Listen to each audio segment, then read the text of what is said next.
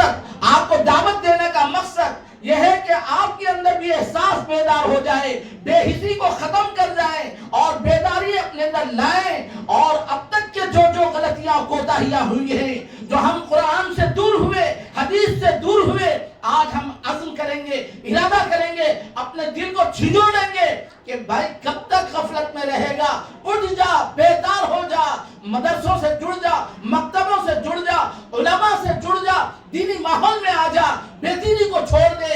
اگر آپ اپنی ذات سے خود فیصلہ کریں گے تو انشاءاللہ آپ میں سے ہر آدمی یہ ارادہ کرے گا، یہ عزم کرے گا کہ میں اکیلا ہی سدھرنے سے دنیا کا نظام درست نہیں ہوگا، بلکہ میں ارادہ کرتا ہوں میرے پورے خاندان میں محنت کروں گا، میرے پورے محلے میں محنت کروں گا، اور میرے پورے ضلع میں محنت کروں گا، بلکہ اللہ نے اگر چاہا پورے عالم میں ہم انشاءاللہ قرآن کی تعلیم کو زندہ کرنے کی محنت کریں گے۔ ہم سب لوگ اللہ کے نبی کے امتی ہیں، اب قیامت تک کوئی نبی آنے والا نہیں ہے، ہمیں یہ کام دیا گیا ہے، اور جو کام ہمیں دیا گیا ہے اس کام کی طرف رتی برابر ہماری سوچ نہیں۔ بتاؤ آپ میں سے ہم میں سے کون اس فریضے کو انجام دے رہا ہے؟ کیا کبھی کسی نے کسی گھر والوں کو یا کسی پڑوسیوں کو یا کسی رشتہ دار کو یہ دعوت دی یا یہ مذاکرہ کیا کہ اللہ کے بندے کیا تیرا قرآن مکمل ہوا؟ کیا تو نے قرآن پڑھا؟ کیا تو نے حدیث پڑھی؟ دنیا بھر کی باتیں ہوتی ہیں اور دنیا بھر کے معاملات ہوتے ہیں، لیکن دینی نسبت پر کوئی مذاکرہ ہمارا نہیں ہوتا۔ یہ کتنی بڑی افسوس کی بات ہے، جبکہ دین کی نسبت پر اللہ ہمیں عزت سے نوازا ہے، اور یہ بات کھلی بات ہے۔ ہم اس وقت تک کامیاب نہیں ہو سکتے جب تک کہ ہم دیندار نہ بن جائیں، اور دین ہماری زندگی میں اس وقت تک نہیں آ سکتا جب تک کہ قرآن و حدیث کے علم سے ہم مزین نہ ہو جائیں۔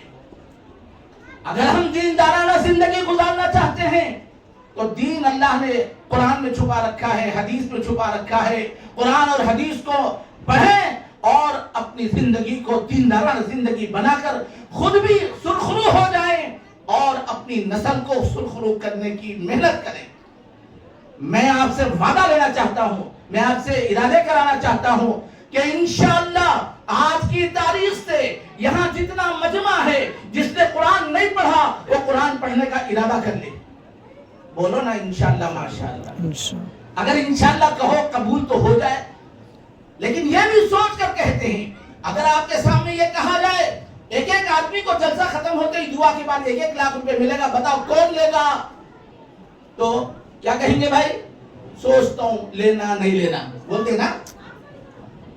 یہ لاکھ روپے کی قیمت سمجھ میں آ گئی، لیکن ہماری دنیا اور آخرت کی کامیابی کامرانی ہمیں سمجھ میں نہیں آئی۔ لہذا ببانگے دہل سب یہ کہو انشاءاللہ ہم سب لوگ قرآن سیکھیں گے۔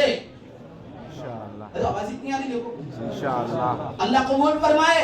آپ اپنے بچوں کو قرآن سکھائیں گے، آپ اپنی عورتوں کو قرآن پڑھائیں گے، سکھائیں گے۔